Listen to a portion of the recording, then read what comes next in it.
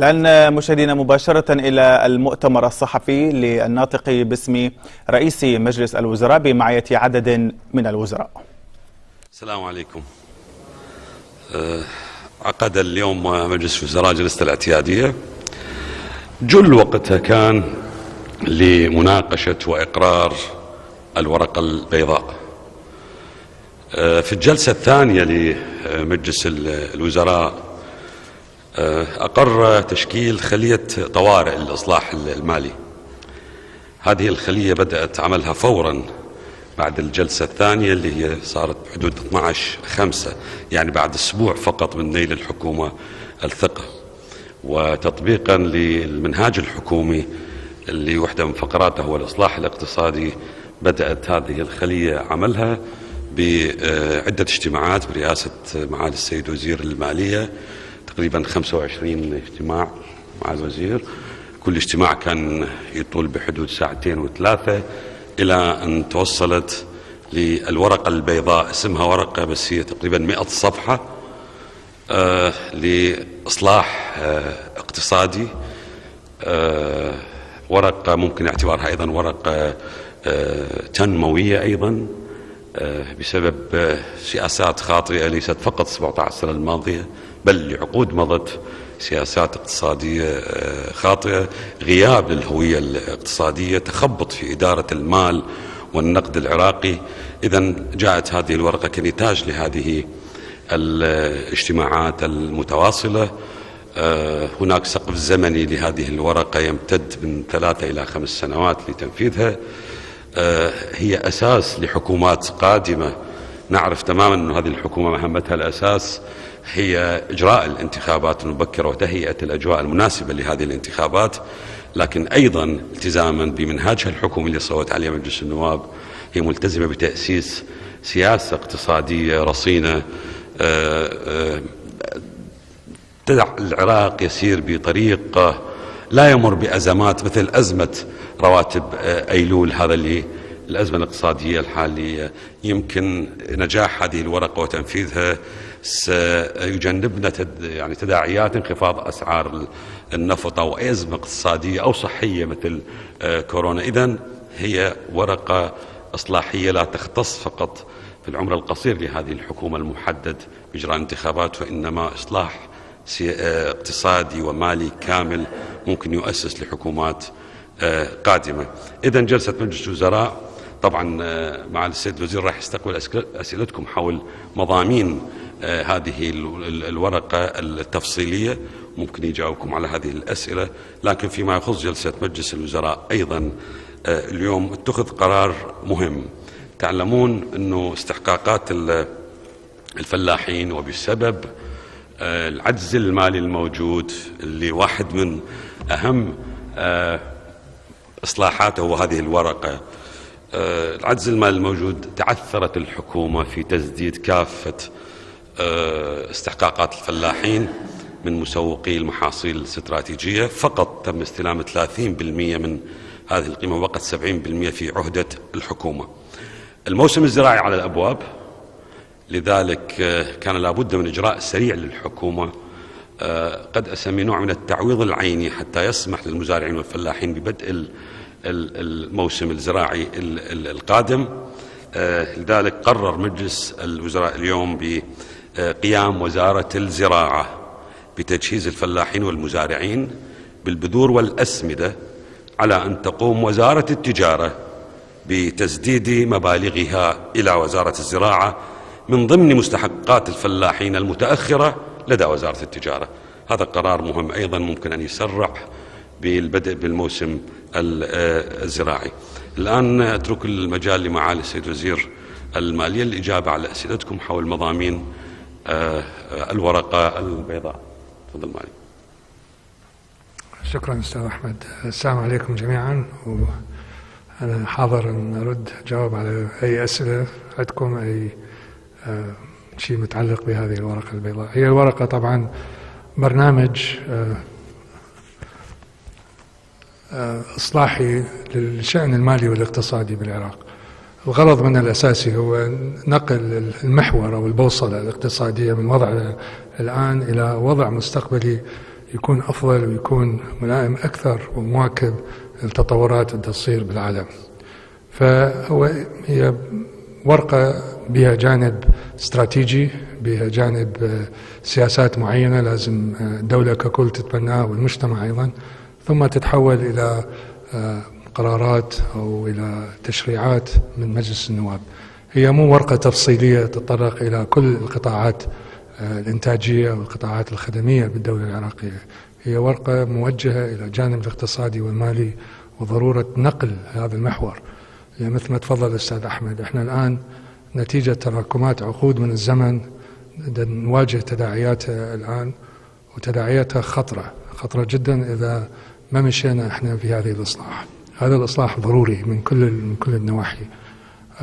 إذا واحد ينظر بأن هي خارطة طريق إصلاحية لمدة 3 أو 5 سنوات حكومة كاملة، ممكن بعد أن ننتهي من هذه المرحلة وناخذ الإجراءات والإصلاحات الضرورية، راح يكون وضع العراق أفضل كثير اقتصاديا، ويتحسن الوضع المعيشي ووضع الفرد أيضا، ونكون مواكبين بالتغييرات والتطورات تصير بالاقتصاد العالمي، خاصة في عالم في نوع من التراجع، الانكماش الاقتصادي جراء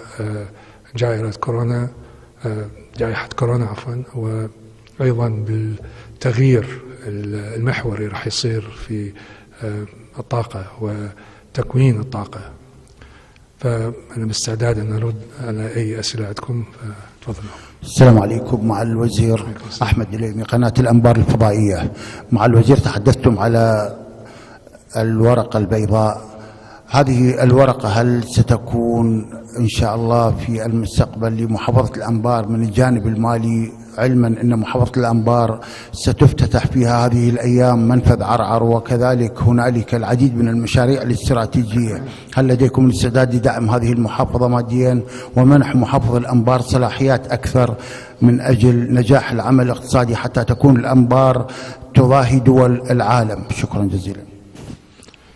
يعني المحور هو إحدى المحاور الرئيسية، هي طبعا إصلاح الوضع بالمحافظات. يعني احنا مبدأ اللامركزية مهم جدا كفلسفة أساسية وراء هذه الورقة، اقتصاديا مهمة، وأكيد المناطق الصناعية، المناطق الحرة راح تكون جزء مهم من التوصيات من هذه الورقة. إذا عفوا الأنبار إذا تتفضل معي الوزير، عندك سؤال آخر. تفضل. السلام عليكم دولة الوزير. عليكم السلام. طبعا العراق معروف ان هي اغنى دول العالم في الموارد وفي الاقتصاد، ولكن هذه المحنة التي يمر بها العراق، هناك موارد كثيرة، مثلا المنافذ الحدودية الذي لم يكون هناك إدارة قوية أو إدارة سليمة لجمع هذه الأموال، وهناك السياحة الدينية وهناك السياحة الحضارية، هناك موارد كثيرة، ولكن لم يكن هناك من مؤتمن على هذا المال. فهل هناك وزارة المالية وضعت خطة استراتيجية لوضع يدها على هذه الأموال المبعثرة؟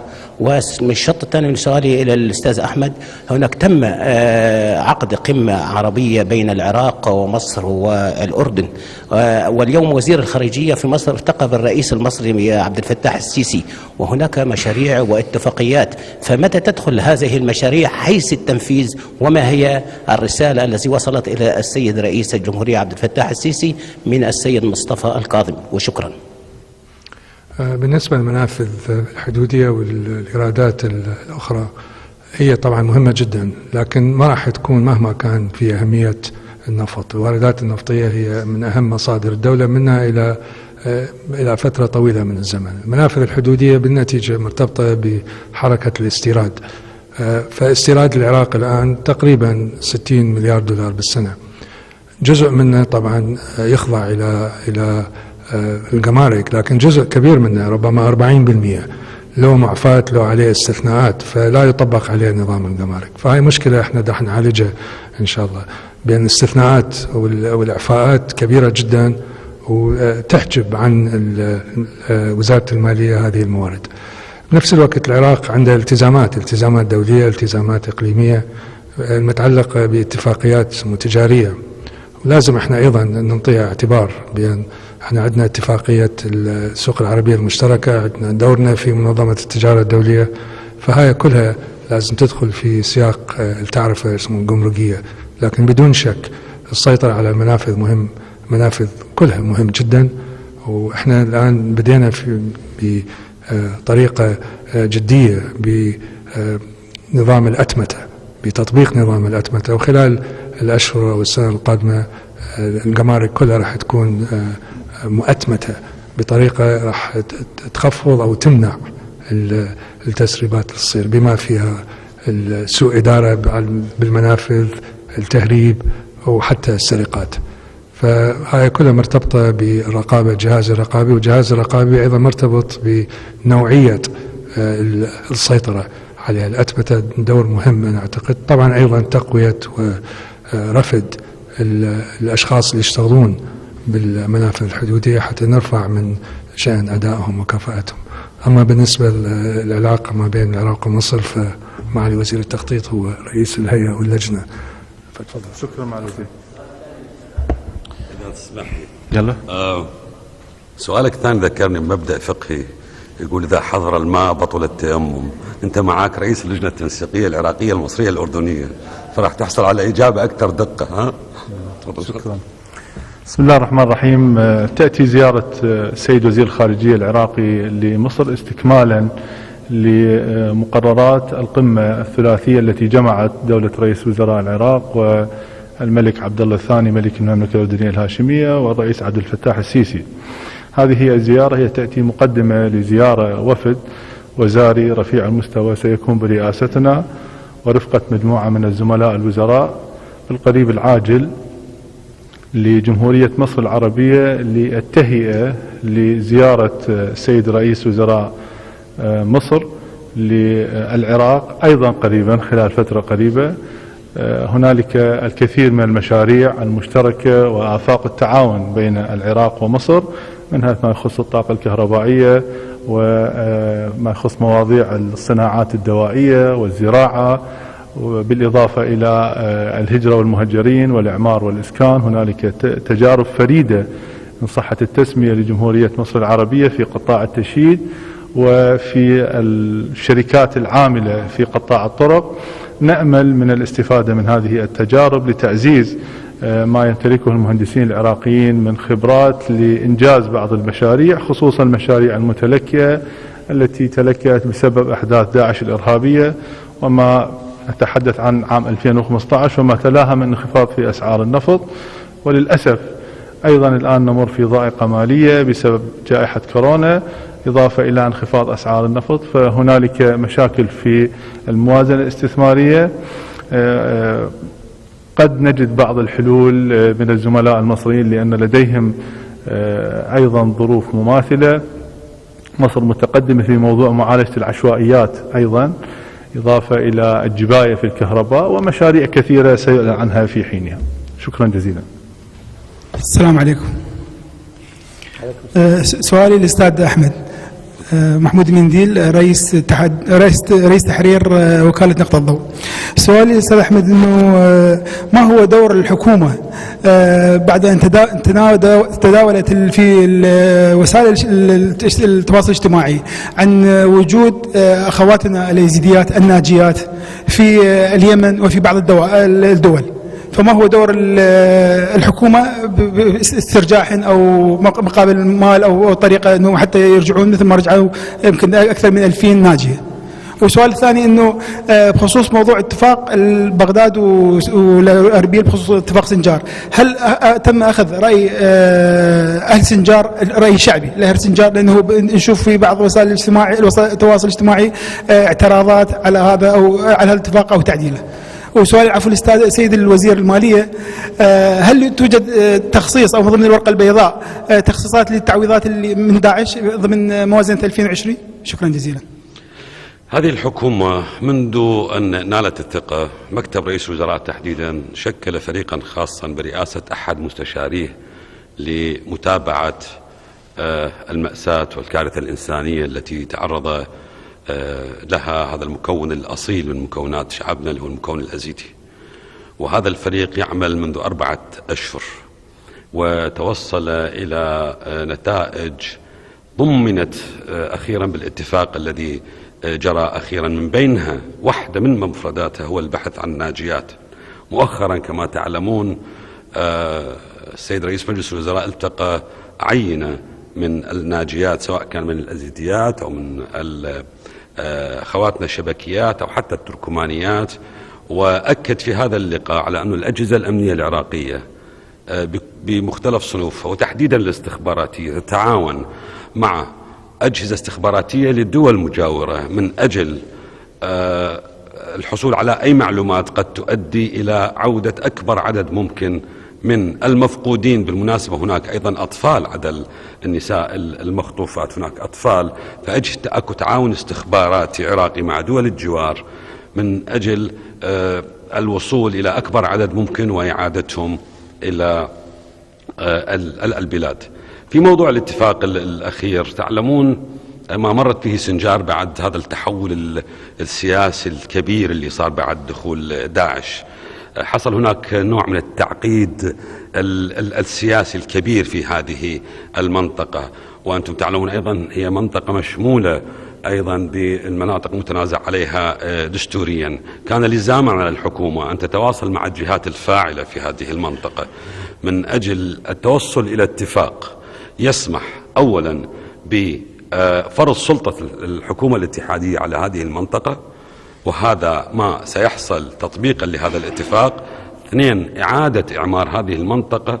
3 إشاعة السلم الأهلي بين المكونات في هذه المنطقة من أجل تأمين بيئة آمنة لعودة النازحين بعد إعمار هذه المنطقة. وهناك اهتمام من المجتمع الدولي كبير، هناك منح كبيرة ستمنح لهذه المنطقة من أجل إعادة إعمارها. أترك المجال الآن للسيد وزير المالية للتعليق على سؤالك الآخر.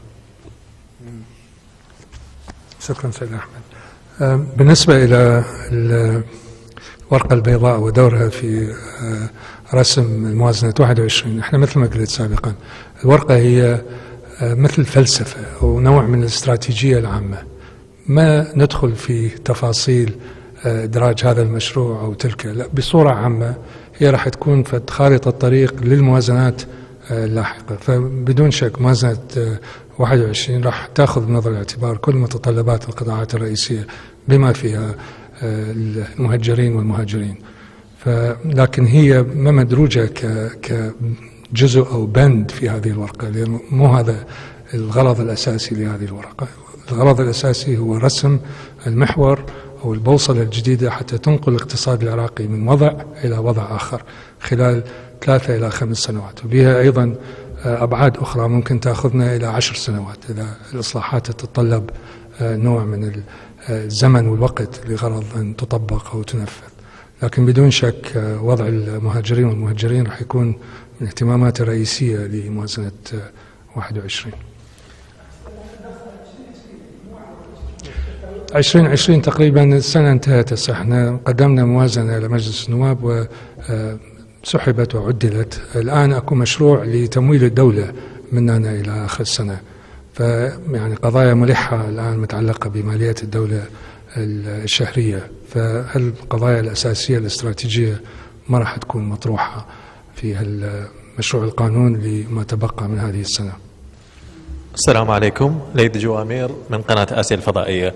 طبعا قبل مدة صوت مجلس النواب على قانون الاقتراض اللي كان محدد بسقف قرابة 20 تريليون دينار، 15 من الداخل اقتراض داخلي و5 خارجي. لماذا لم تؤمن؟ طبعا انه كان بعد دراسة انه المفروض انه هذا الاقتراض يؤمن رواتب الموظفين لنهاية العام. لماذا لم تؤمن رواتب الموظفين رغم انه الحكومة سيطرت على المنافذ الحدودية وايضا على الجمارك بنسب معينة؟ الموضوع الثاني الذي يعني اود ان اثيره انه ذكرت قبل قليل انه هناك استثناءات في الجمارك او في المنافذ الحدودية. ما هي طبيعة هذه الاستثمارات؟ يا ريت تكشفه لنا وللرأي العام. تفضل. شكرا. بالنسبة إلى الشطر الأول من سؤالك، يعني إذا سيطرنا إحنا على النفقات لماذا عندنا أزمة مالية؟ الواقع بأن إيرادات النفطية الآن غير كافية أن تغطي متطلبات الرواتب والتقاعد. مؤشر بسيط موجود بالورقة البيضاء، في سنة 2005 الرواتب كانت 20% من إيراداتنا النفطية. هذه السنة راح توصل إلى 120%. فالنقلة النوعية صارت القفزة الجنونية بالتكاليف، بند الإيرادات، بند الرواتب والاستحقاقات وبند التقاعد، أخذ جزء كبير من إيراداتنا النفطية خلال السنين الأخيرة، وخلال السنتين الأخيرة بالذات قفز إلى أرقام أكثر من 100% هذه السنة. فالضيق موجود لأن تركيبة الموازنة خاطئة، ومعالجتها هي من إحدى أسباب الدوافع الرئيسية للورقة البيضاء. فراح نبقى إحنا في جو من الضيق المالي من هنا إلى فترة معينة من الزمن لغاية ما تستعدل هيكلة الاقتصاد ككل، نبدي أن ننوع الإيرادات بالنتيجة هي مرتبطة بالانتعاش الاقتصادي. يعني ما ممكن أنت تأخذ ضرائب من الناس أو جبايات إذا ما عندك أنت نشاط اقتصادي فعال. فأحدى الأهداف الرئيسية هو نكون قطاع خاص عنده إمكانية أن يرقى إلى المسؤولية ويلعب دور رئيسي.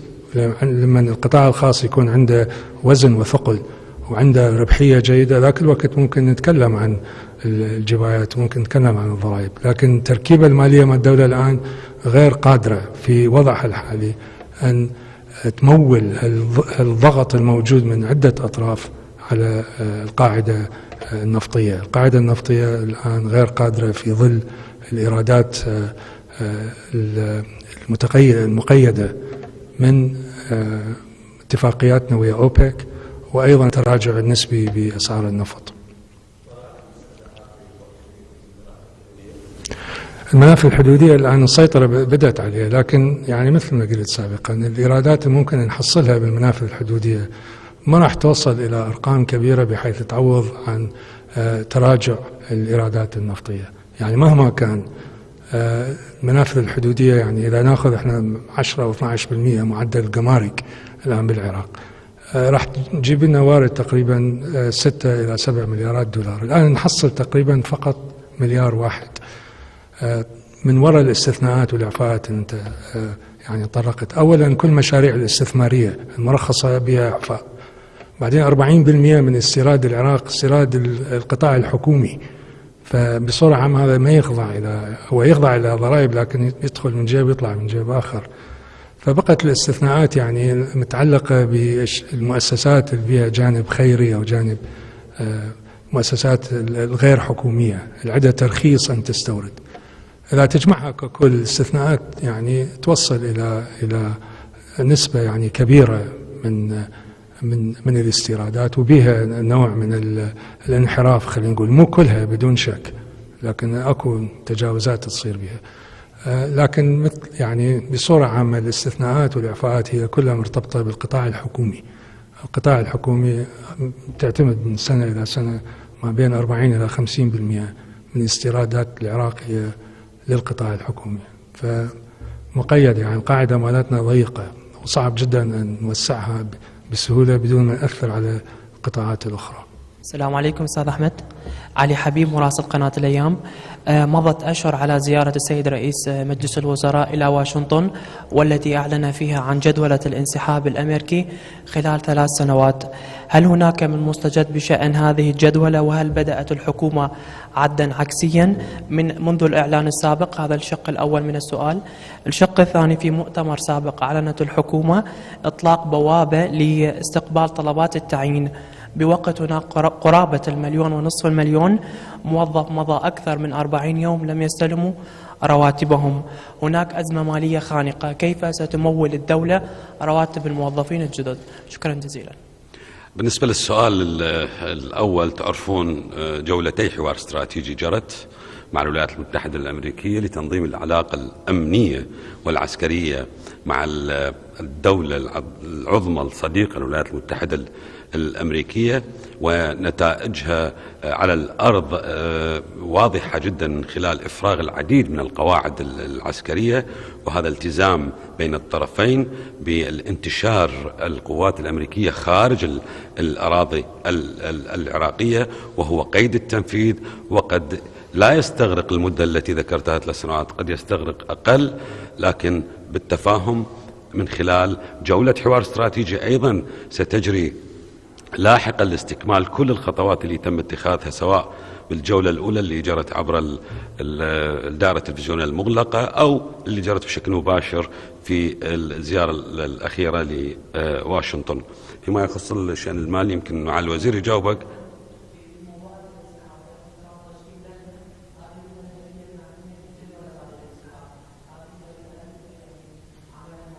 متواصل الطرفين البلدين متواصلين ومتفقين، وفق الاتفاق اللي توصلوا إليه بجولة الحوار الاستراتيجي الثانية التي جرت في واشنطن. وهناك العديد من الخطوات التي تمت من أجل إفراغ العديد من القواعد العسكرية. تعلمون قاعدة بسماية أفرغت، معسكر التاجي أفرغ، وهناك انتشار خارج الأراضي العراقية تم الاتفاق عليه والبلدين ملتزمين به، وهذا يحتاج إلى وقت، وهذا التعاون والتفاهم بين البلدين مستمر. هناك معلومة أخرى وتعزيزا لما تفضل به السيد وزير التخطيط من إجراءات الانفتاح على سواء على الدول الشقيقة أو الدول الصديقة تحت قاعدة المصالح المشتركة، التعاون الاقتصادي ليس فقط مع الدول الجارة. رئيس الوزراء الأسبوع القادم سيقوم جولة في الاتحاد الأوروبي ستشمل فرنسا وألمانيا، وأيضا ستشمل بريطانيا، تحت نفس المفهوم ونفس النهج اللي خطتها لنفس هذه الحكومة بالانفتاح على المجتمع الدولي وتعزيز العلاقات الاقتصادية والتجارية وفق المصالح المشتركة ما تتطلبه مصلحة الشعب العراقي. فيما يخص سؤالك حول توفير الأموال، السيد وزير المالية ممكن يجي. يعني بدون شك اكو ضيق مالي، لكن احنا قدرنا خلال شهر ايلول ان نكمل كل الرواتب ولو شوي متاخره. هسه الان احس راح عندنا تنسيق كبير جدا مع البنك المركزي، صار في التعاون كلي ما بين السياسه النقديه والسياسه الماليه. فانا اتوقع خلال هذا التعاون بان نلقي سبل اكيده لغرض ان نغطي العجز المالي. طبعا ايضا عندنا مشروع ماليه الدوله الان معروض امام مجلس النواب، ان شاء الله يقر، واذا يقر اعتقد من هنا لاخر السنه ممكن احنا ان نتجاوز كل تداعيات الضيق المالي.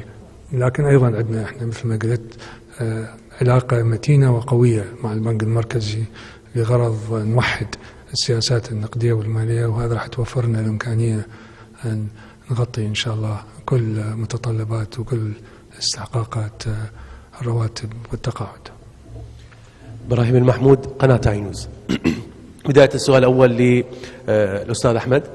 يعني هنالك أمر بإيقاف من القضاء بإيقاف عمل شركات الاتصال، هل سيكون هنالك تفاوض مع هذه الشركات أم هل نتيجة سوء الخدمات التي تقدمها هل هنالك سيكون تفاوض مع الحكومة أم هل ستستمر هذه الشركات بالعمل بأدائها الذي تراجع سنة بعد سنة، وأيضا المواطن الذي يدفع ضريبة للحكومة عن هذه الشركات عن طريق كروت الشحن والخدمات التي تقدمها؟ سؤال ثاني لوزير المالية. أيضا هنالك يعني كان الحديث عن موضوع واردات النفط لم تكن كافية لسد نفقات الموظفين، أيضا واردات المنافذ الحدودية لم تكن كافية لسد نفقات الموظفين. فيما يخص أيضا واردات مزاد العملة، أين ذهب هذا الموضوع؟ عن المناقشة جباية الكهرباء أين ذهبت، وبقية الاستقطاعات، حتى يعني موضوع جباية الخدمات من أمانة بغداد وبقية المحافظات أين ذهبت هذه الجباية؟ هل هنالك رفض من هذه الواردات إلى وزارة المالية كي ترفض بها موظفي دوائر الدولة؟ شكرا جزيلا. طبعا اسمحوا لي أقول أنه هذا السؤال الأخير راح أجيب على السؤال الأول اللي يخصني وأترك وزير المالية الإجابة على السؤال الثاني، ثم أعود لأختم المؤتمر الصحفي. هناك أمر ولائي تقدم أحد السادة النواب بأمر بطلب للقضاء، وصار أمر ولائي بإيقاف التعاقد مع هذه الشركات. وهناك في مكتب رئيس الوزراء وفي الأمانة العامة لمجلس الوزراء دائرة قانونية تتابع هذا الوضع مع المحاكم العراقية، لكن بالاطلاع على شروط العقود المبرمة مع هذه الشركات لتجديد تراخيصها ستطلع بأن حق المواطن العراقي محفوظ في هذه العقود، وأن الإيراد الذي يأتي للحكومة العراقية من خلال هذا العقد بالقياس إلى إيرادات لنفس العقود في دول أخرى سقف عالي من الإيرادات. واحد من أهم أسباب التعاقد ومع هذه الشركات والشرط الأساسي هو تحسين الخدمة. وإذا تتذكرون وعدتكم في مؤتمر سابق بأنه بداية العام القادم سيتم تشغيل خدمة ال4G من أجل تحسين خدمة الإنترنت وتحسين الخدمة لهذه الشركات للمواطنين، واحد من أهم شروط تجديد العقود. تفضل.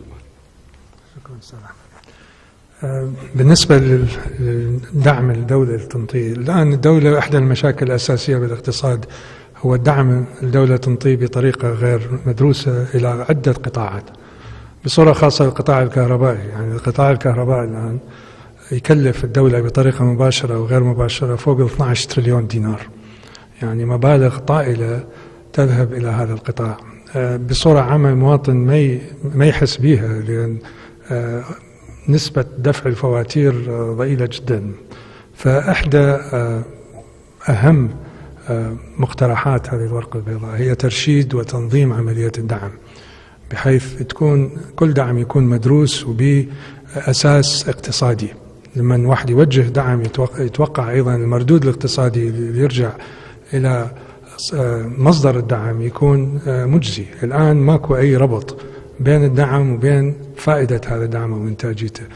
فعملية الجبايات مع وزارة الكهرباء وأيضا حتى المشتقات النفطية وغيرها راح تكون فد عنصر وبند مهم في موازنة 21، وهي أحدى من أهم توصيات هذه الورقة الإصلاحية. لازم الدعم يكون مدروس، يكون موجه بفائدة واضحة ولفترة معينة، ما يكون مفتوح بدون أي سبب على المدى المتوسط والطويل. المشكلة هنا في كل سياسات الدعم نبدي احنا لأغراض إنسانية، جزء منها قسم منها اجتماعية، لكن تأخذ حياة لنفسها وتتطور بطريقة بحيث تطغي على الفكرة الأولى. وهذا ما حدث عندنا احنا الآن. يعني معظم القطاعات الاقتصادية هنا الإنتاجية خاصة بها مشكلة أساسية من سياسة الدعم، فكل طرف يطلب دعم. الدولة غير قادرة أن تقدم دعم للجميع، ما تقدر تنطي دعم للقطاع الصناعي والقطاع السياحي والقطاع الزراعي والقطاع اللي يولد الكهرباء أو القطاع المشتقات النفطية بدون ما يدفع ثمن. الآن الثمن بدأ يوصل والمواطن قام يحس بأن هذا الأسلوب تبعناه بالماضي ما ممكن أن نستمر به. فالإصلاح وإصلاح نظام الجبايات، نظام الدعم، راح يكون من أهم توصيات الورقة البيضاء. ختاما لهذا المؤتمر وتعقيبا على موضوع الورقة البيضاء اللي أقرها مجلس الوزراء اليوم، هذه الورقة هي لإصلاح وضع مالي واقتصادي للبلد عموما، ليس فقط لإصلاح الوضع المالي والنقدي اللي تمر به الحكومة حاليا. لذلك هي بعد إذن السيد وزير المالية هي خاضعة للنقاش لأعضاء مجلس النواب، لمنظمات المجتمع المدني، للاختصاصيين، تنظيم ندوات، إضافات لهذه الورقة من أجل أن يجتمع كل العراقيين، كل المختصين في مجال الاقتصاد في إنضاج هذه الورقة. هناك بعض المقترحات اللي تشملها هذه الورقة من صلاحيات الحكومة ولا تحتاج، ممكن أن تمضي بها الحكومة من اليوم، وهناك ما يحتاج منها إلى تشريع قوانين مجلس النواب من اختصاصه أن يشرح هكذا قوانين من أجل التسريع في تطبيق مضامين هذه الورقة. أنا أشكر السادة معالي الوزراء اللي حضروا المؤتمر، وأشكركم الشكر الجزيل، ونشوفكم في مناسبة قادمة إن شاء الله. شكرا جزيلا.